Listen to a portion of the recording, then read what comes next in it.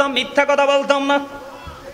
আজকে যদি হুসাইনি আদর্শ যদি লালন করতাম, নামাজ ছাড়তাম না। আজকে যদি হুসাইনি আদর্শ যদি লালন করতাম, তাহলে কখনো ওজনে কম দিতাম না।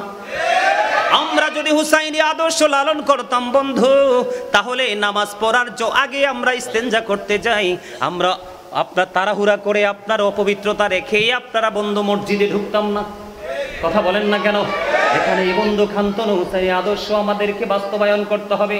এই দুনিয়া তো বেঁচে থাকবো, মরার পরও বাঁচতে পারবো, ঠিক না ঠিক? আমি আপনাদেরকে আরেকটা মজার তথ্য দেই বন্ধু। ইমাম রাসূলের দরবারে এক গ্রাম্য লোক একটা হরিণের বাচ্চা ধরে এনে দিয়ে দিলেন। হরিণের বাচ্চা দেখছেন নি আপনারা? সুন্দর না অনেক? হরিণের বাচ্চা ধরে দিয়ে দিলেন। হরিণের বাচ্চা যখন ধরে দিলেন, আমার নবীজি কি করলেন? হযরত হাসান রাদিয়াল্লাহু তাআলা আনহুকে দিয়ে দিলেন। দিয়ে দেওয়ার পরে রাসূলের কাছে এসেছে একটা হরিণের বাচ্চা।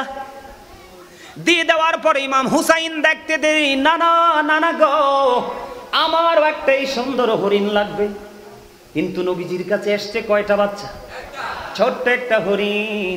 ইমাম হুসাইন আমার নবীজির কাছে বন্ধু হরিণের বাচ্চা চাইতে দেরি, আরেকটা হরিণ চাইতে দেরি। এবার চাইয়া দেখে সামনের দিকে দ্রুত গতিতে আমার নবীজির দরবারের দিকে দুইটা হরিণ দ্রুত দৌড়ে চলে আসতেছে। একটা বড়, আর একটা ওই যেই বাচ্চা দিয়েছে সেই বাচ্চা সেম টু সেম। এবার নবীজির সামনে যখন আসলো, হরিণীর জবান খুলে গেল।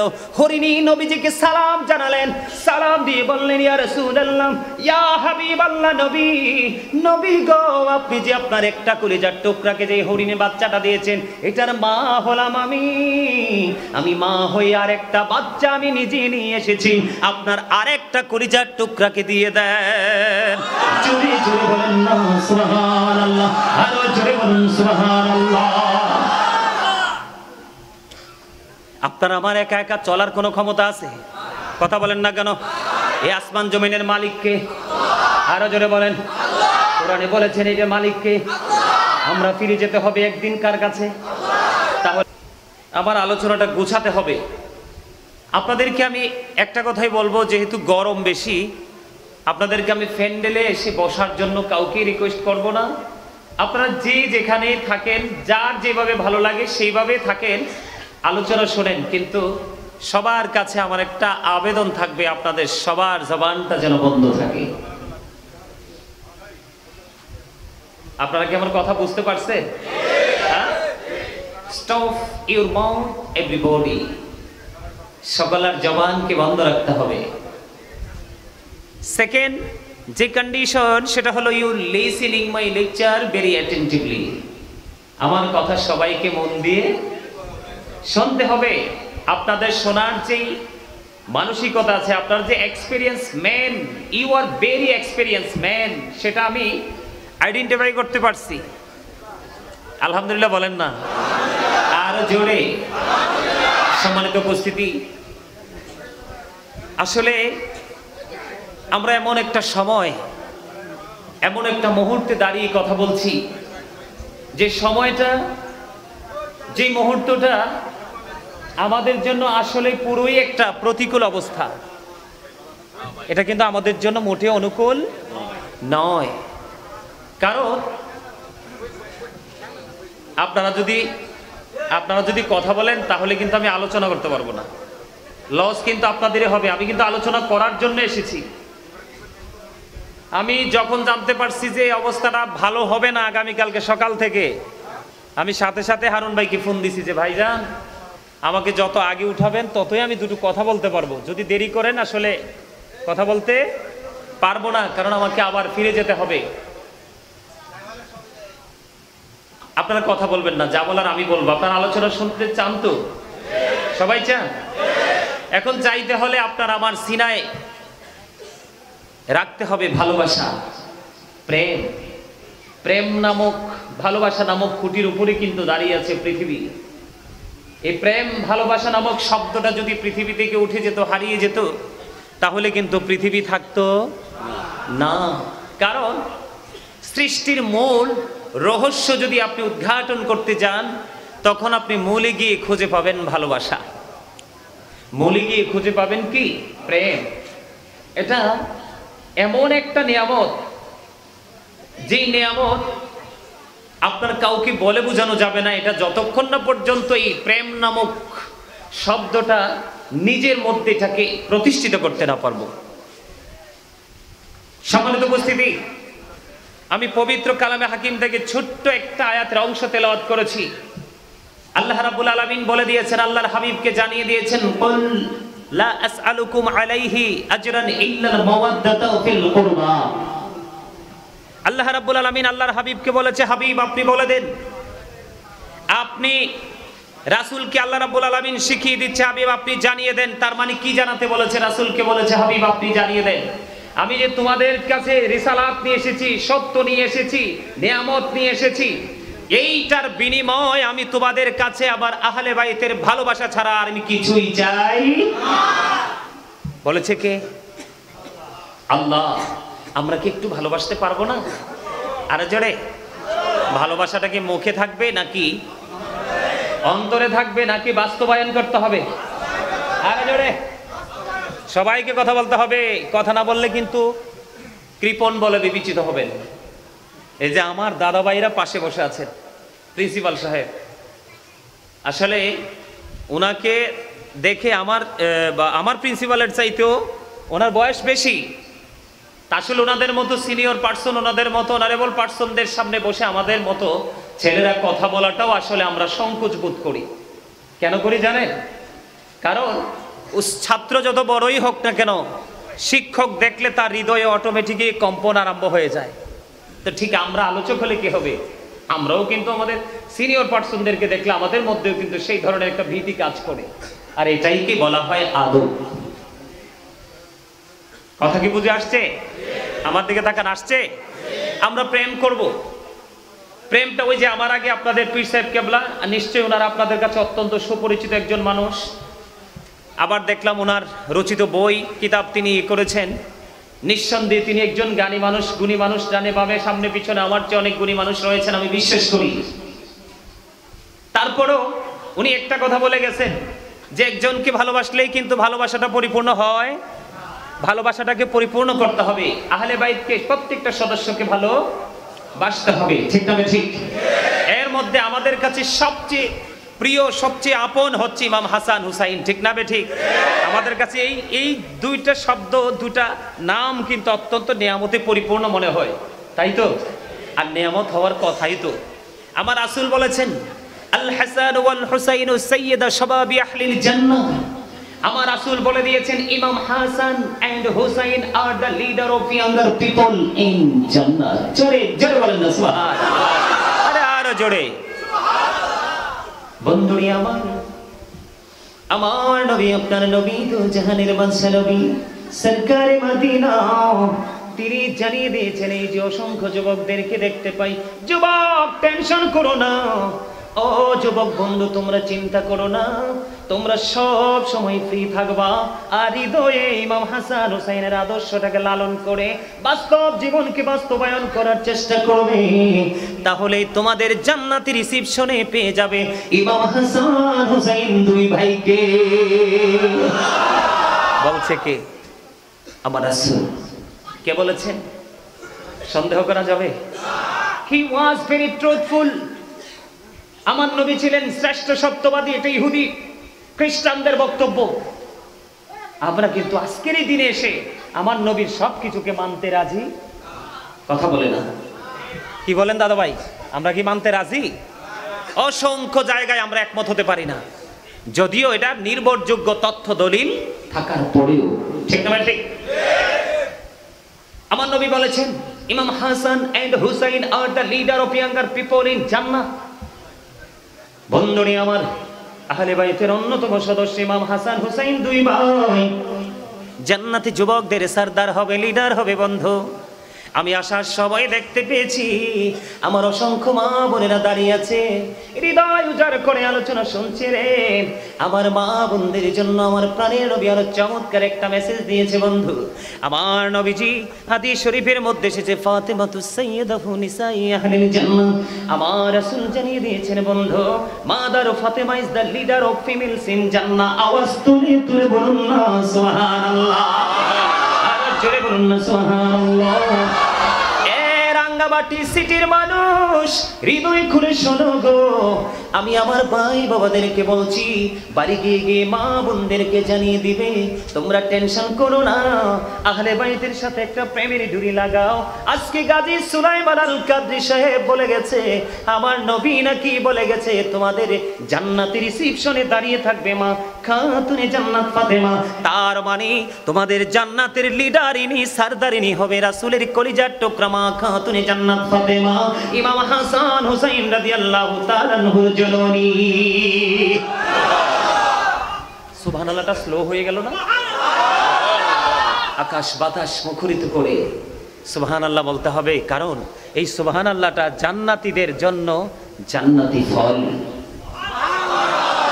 নবীজি বলেছে, জান্নাতে বাগানে যখন যাও ওখান থেকে ফল খেয়ে নিও। ইয়া রাসূলুল্লাহ, ইয়া হাবিবাল্লাহ, নবী গো, জান্নাতি ফলটা কি আপনারা খাবেন নাকি? খাবে? বুঝতে পারেন নাই? হ্যাঁ, বলে জান্নাত রয়েছে কোথায় হুজুরে, আমাদেরকে ফল খাওয়ায়, আসলে খাওয়াতে পারবো। আলহামদুলিল্লাহ বলেন না? সুবহানাল্লাহ ওয়ালহামদুলিল্লাহ লা ইলাহা ইল্লাল্লাহ, সুবহানাল্লাহ ওয়ালহামদুলিল্লাহ লা ইলাহা ইল্লাল্লাহ, লা ইলাহা ইল্লাল্লাহ, লা ইলাহা ইল্লাল্লাহ।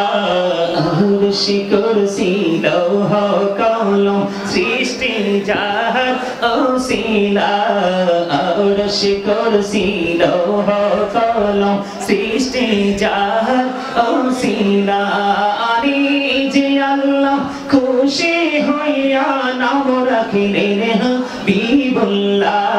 সুবহানাল্লাহ আলহামদুলিল্লাহ লা ইলাহা ইল্লাল্লাহ, সুবহানাল্লাহ ওয়ালহামদুলিল্লাহ লা ইলাহা ইল্লাল্লাহ, লা ইলাহা ইল্লাল্লাহ, লা ইলাহা ইল্লাল্লাহ। নামের সাথে নাম মিশাইয়া যারে আল্লাহ পাঠাইলা, নামের সাথে নাম মিশাইয়া যারে আল্লাহ পাঠাইলা, আরে যে আল্লাহ দুস্ত বলে তাহার প্রেমে মজিলা।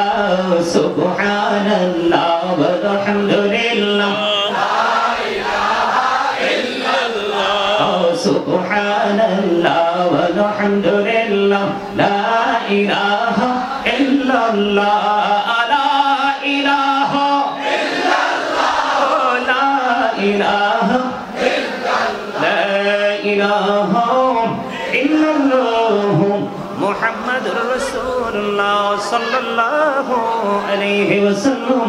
জোরে জোরে বলুন আলহামদুলিল্লাহ। জিকির করা ফরজ, এটা হুসাইনি আদর্শ। শাহাদাত বরণ করার পূর্বক্ষণেও তিনি জিকির ছাড়েন নাই। একটু পরে তিনি পৃথিবী থেকে বিদায় হয়ে যাবেন, শাহাদাত বরণ করবেন, তারপরেও জিকির ছাড়েনি। জিকির মানে হলো স্মরণ করা। আল্লাহ বলেছেন, remember me then I will remember you, ফাযকুরুনি আযকুরকুম। আল্লাহ বলেছেন, তোমরা আমাকে স্মরণ করো, আমি তোমাদেরকে স্মরণ করবো। জোরে কন্যা সুবহানাল্লাহ, আরো জোরে সুবহানাল্লাহ বলা আল্লাহর জিকির, আলহামদুলিল্লাহ বলা জিকির, আল্লাহু আকবার বলা জিকির, লা ইলাহা ইল্লাল্লাহ বলা জিকির। কাউকে সৎ কাজের জন্য ডাকা, এটাও জিকির। অসৎ কাজের জন্য বারণ করো, সেটাও জিকির। নামাজ পড়তে গিয়েছেন, নামাজও জিকির। হজ করতে গিয়েছেন, হজও জিকির। হজ হলো আল্লাহর জিকিরের জুলুস, আর নামাজ হলো জিকিরের জলসা, যেটা একই জায়গায় দাঁড়িয়ে বসে সম্পূর্ণ করা হয়, এটাকে বলা হয় জিকিরের জলসা। যেটা বিভিন্ন জায়গা পরিদর্শন করে জিকির করা হয়, ওটাকে বলা হয় জিকিরের জুলুস। আমরা আজকে জিকিরের জলসায় বসেছি, ঠিক নেই? আরো জোরে জিকির করলে কি হয়ে যায়? পাল পরিষ্কার হয়ে যায়। মানুষের আসল সত্তা তো তার দেহ না, মানুষের আসল সত্তা হলো তার আত্মা। মানুষের আসল সত্তা কি? তার আত্মা, দেহ নয়। কারণ আমি আপনাদেরকে বলি, দেহের কিন্তু পতন আছে, রুহের কিন্তু পতন নেই। ঠিক কিনা বলেন? আরো জোরে। I am a dead, you are dead, এটা বডি। কিন্তু ডেড সোল, জীবন আমরা কোনোদিন শুনিনি। আত্মার কোনো ক্ষয় নেই, আত্মার কোনো বিনাশ নেই, আত্মার কোনো মরণ নেই। First tense, present tense, future tense, অতীত, বর্তমানে আছি, ফিউচার, ভবিষ্যৎ। ঠিক কিনা? ওখানে গেলে উপায় আসেনি। আরে কথা কয় না, আসেনি? আছে। এই দুনিয়াতে তো যা ইচ্ছা তা করা যায়। আল্লাহ উপার সম্পর্কে বলেছেন, ইন্না বাতশা রাব্বিকা লাশাদীদ। আল্লাহ বলেছেন, the seizing of Allah is difficult. আল্লাহর ধর, আল্লাহর পাকড়াও বড় শক্ত, বড় কঠিন। তার মানে আল্লাহ খুব শক্তভাবে ধরবে। ঠিক না ঠিক? ইন্নাল্লাহু সারিউল হিসাব, আল্লাহ is quick to take account. আল্লাহ হিসাব গ্রহণে অত্যন্ত তৎপর। তার মানে ধরার পরে হিসাবটা খুব শক্তভাবে ধরবে, নেবে। যদি জবাব দিতে না পারি, উপায় আসেনি। আর এখন ওই দুনিয়াতে কিন্তু মরণ আছে, বাসন আছে, পালানের রাস্তা আছে। কথা বুঝেন আমার? মরার সুযোগ আছে, বাঁচারও সুযোগ আছে, আবার সুযোগ বুঝে উল্টা দিকে পালানোরও সুযোগ। কিন্তু ওপারটা পুরো ব্যতিক্রম। লা ইয়ামুতু, people will not die that day. সেদিন মানুষের মরার কোনো সুযোগ।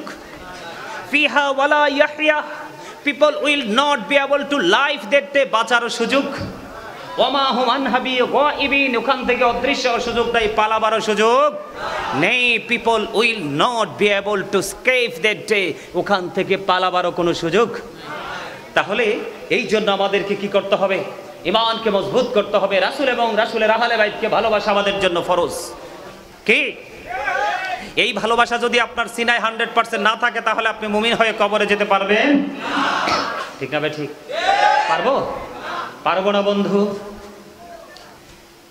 রাসূলের কলিজার টুকরা ফাতেমা, মা খাতুনে জান্নাত ফাতেমা, সকল মুমিনাদের জান্নাতে সরদারিনী।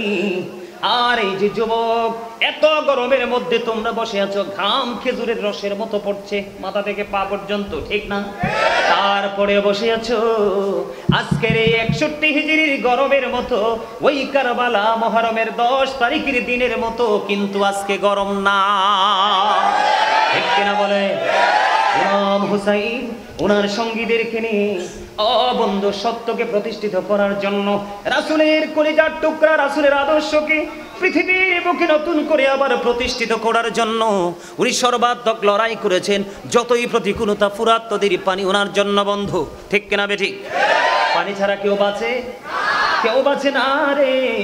ও বন্ধু, তোমরা তো জানো না, ইমাম হুসাইন একটা নাম নয়, এটা একটা কুল কিনারাহীন এক মহাসমুদ্র, যাকে নিয়ে লেখে শেষ করা যায় না।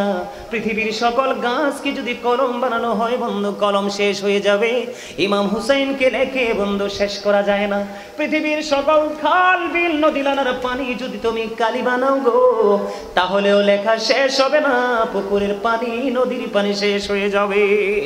বন্ধু, ইমাম হুসাইনকে নিয়ে যখন লেখক লেখে রে, লেখকের চোখের পানি ফোঁটা ফোঁটা করে কিতাবে পড়ে, খুদ কলম পর্যন্ত কাঁদে, যেটা বিদুরবিদের চরিত্রে পর্যন্ত সেটা নাই। এমন নির্মমতা, এমন নিষ্ঠুরতা শুধুমাত্র উম্মতের জন্য। বন্ধু, নিজের জীবনকে বিসর্জন দিয়ে শাহাদাত বরণ করে উম্মতকে একটা বার্তা দিয়ে গেছে। আজকে আমরা নবীর উম্মত দাবি করি বন্ধু। আল্লাহ কোরআনে বলেছে, তোমরা তোমাদের কাছে আমার নবীর পাথরের আঘাত লেগেছে। বন্ধু, মাথা মোবারক ফেটে লোহ মোবারক বের হয়ে গেছে। কত যন্ত্রণা, কত কষ্ট সহ্য করে আমাদেরকে সত্য রাস্তাটা দেখিয়ে গেছে। নবীজি বলে গেছে, এর বিনিময়ে আমি তোমাদের কাছে কিছু চাই না রে, আমি চাই শুধু আমার আহলে বাইতের ভালোবাসা।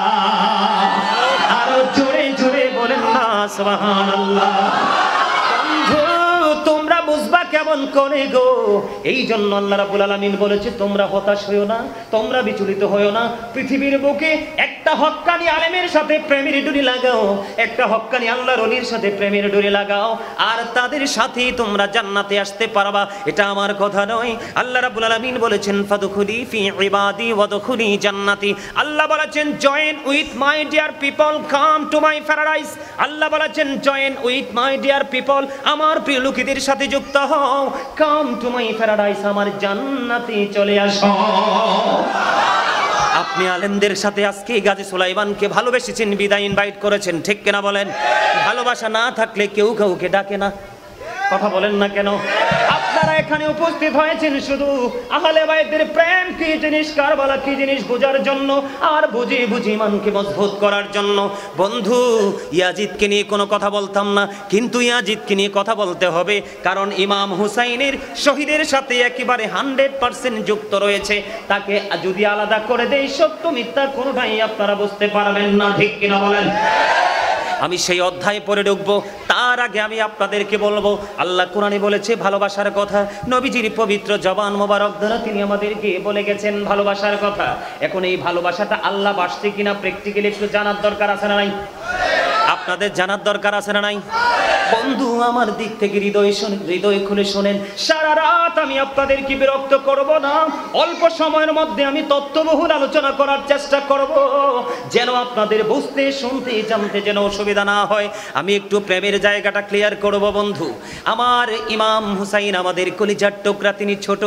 একদিন মা ফাতেমার গলায় জড়িয়ে ধরলেন, ধরে মাকে ডেকে ডেকে বললেন, আম্মু আমি আজকে একটু বন্ধুদের সাথে খেলতে যাব, খেলা শেষ করে আসার পরে আমার একটা আবদার আছে গো। কয় আবদারটা কি? আমাকে আপেল খাওয়াতে হবে। মা ফাতেমার গলায় ধরলো।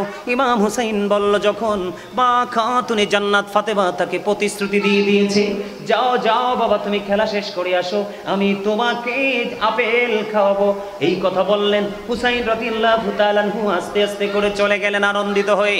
ইমাম হুসাইন যখন প্রস্থান করলেন, প্রস্থান করার পরে মা ফাতেমা চিন্তা করে দেখলেন, আমি আমার জান্নাতের সরদারিনী, আমি আমার কলিজার টুকরাকে আমি আপেল খাওয়াবো বলেছি, কিন্তু আমার তো বনে নাই গো, মদিনার কোথাও তো আপেল খুঁজে পাওয়া যায় না, কারণ মদিনায় তখন আপেলের সৃজন না।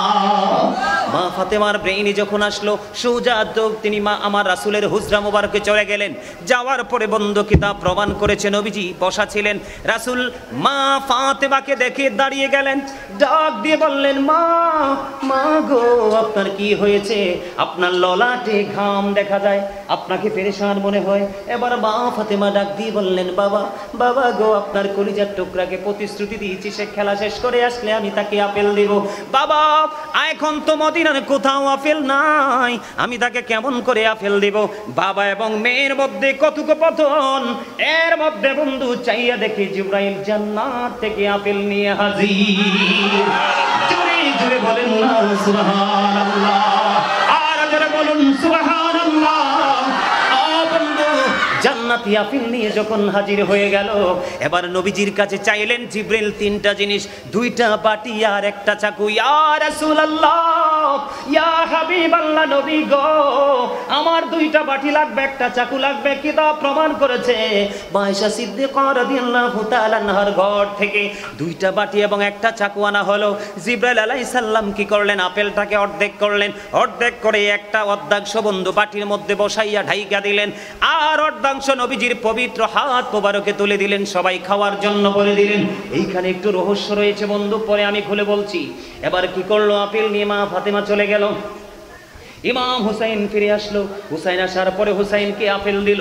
আপেল খাওয়ার পরে হুসাইন একটা ডাক দিয়ে বললেন, মা মা গো, এত মজার আপেল জীবনে আর তো কোনোদিন খাইনি, এখন থেকে প্রতিদিন আমাকে আপেল খাওয়াতে হবে। এই আপেল তুমি কোত্থেকে এনেছো? বাবা বাবা গো, এই আপেল আমি আনিনি, জান্নাত থেকে তোমার নানার কাছে আল্লাহ রাব্বুল আলামিন নিজে পাঠিয়েছে। আরো জোরে বলেন না সুবহানাল্লাহ।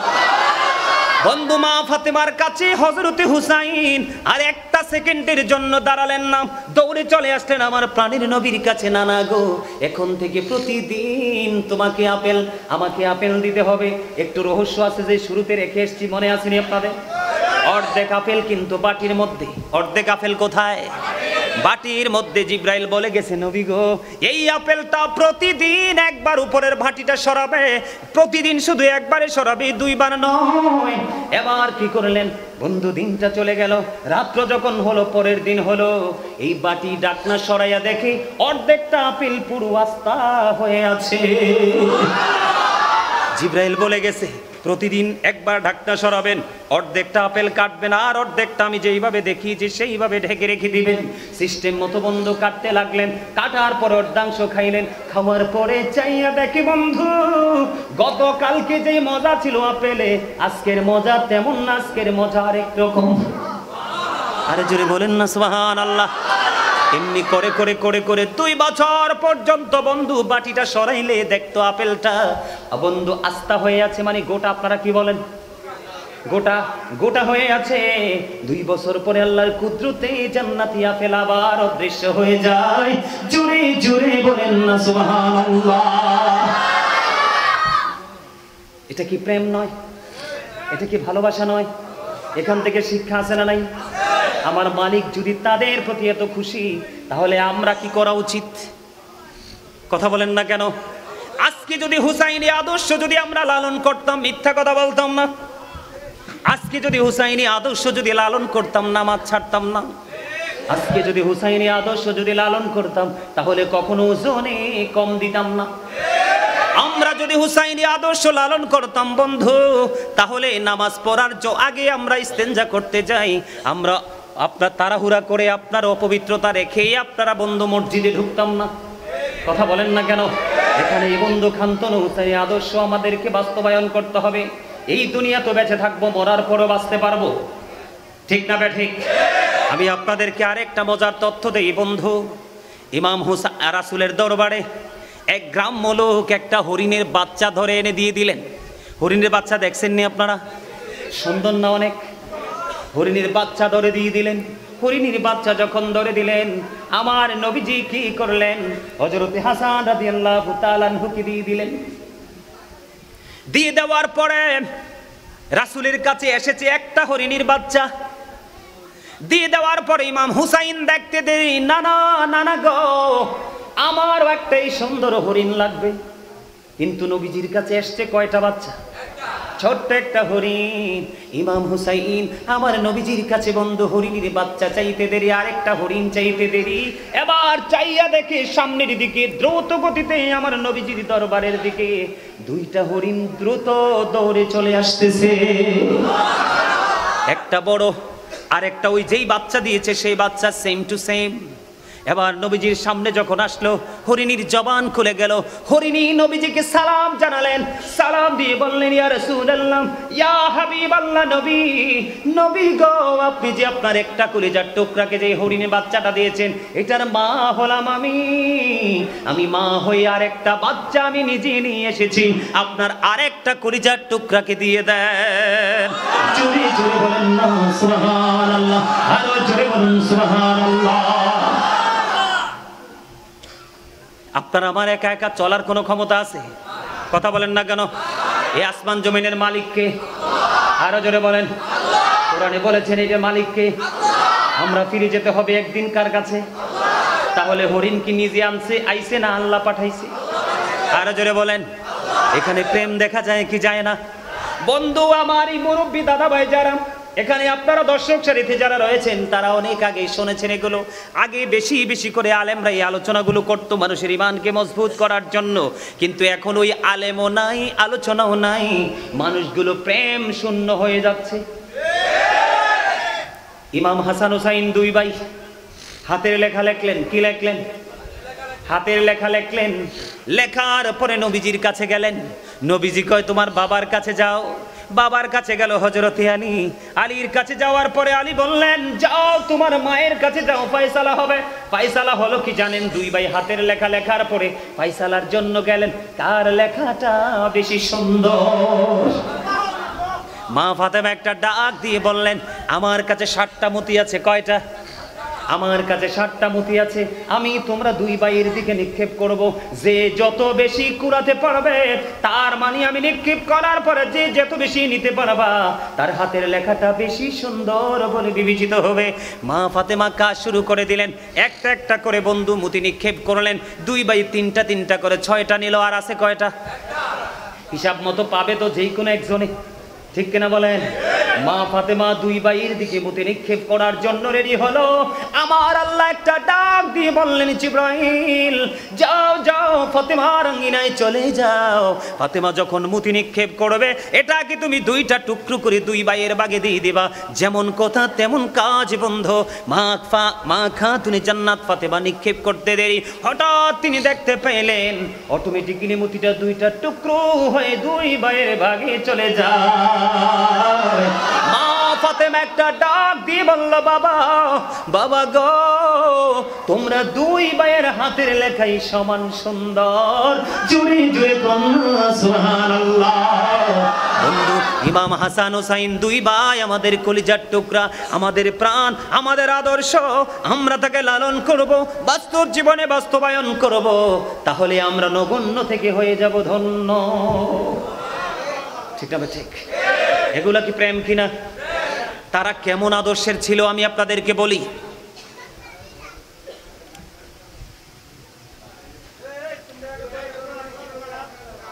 দাঁড়াক, অসুবিধা নেই, দাঁড়াক ভাই, তোমরা কথা বলো না। কারণ তোমরা যদি কথা বলো তাহলে এখানে কি মনে হবে জানো? প্রেম তো নাই বলে বিবেচিত হবেই হবে। উল্টোটা যদি পড়ি, এটা বেয়াদবি ছাড়ার কিছুই, এটা তো সাধারণ কোনো মানুষ নেই বলছি না। যারা আমাদের দুনিয়ার শান্তির জন্য আদর্শ হিসাবে আছে, ছিলেন এবং পরকালে মুক্তি দিশারি হিসাবে আমাদের জন্য কাজ করবে, তাদেরকে নিয়ে কথা হচ্ছে। এটা ইমানি চেতনার একটা মাস। আপনারা তো জানেন না আপনারা পুরস্কারটা কিভাবে পাবেন, আপনারা হয়তো অনেকেই ফিল করতে পারেন না। আমি আপনাদেরকে বলি, সম্মানিত উপস্থিতি, এখানে আলোচনাটা রেখে আপনারা মনে রাখবেন, ইমাম হাসান হুসাইন দুই ভাইকে নিয়ে আরেকটু প্রেমের আলোচনা করে তারপরে মর্মান্তিক যে অধ্যায় সেদিকে আমি হাঁটবো। থাকবেন তো নাকি চলে যাবেন? আমি আপনাদেরকে একটু বলি, এই মাসটা এতটা গুরুত্বপূর্ণ একটা মাস ছিল।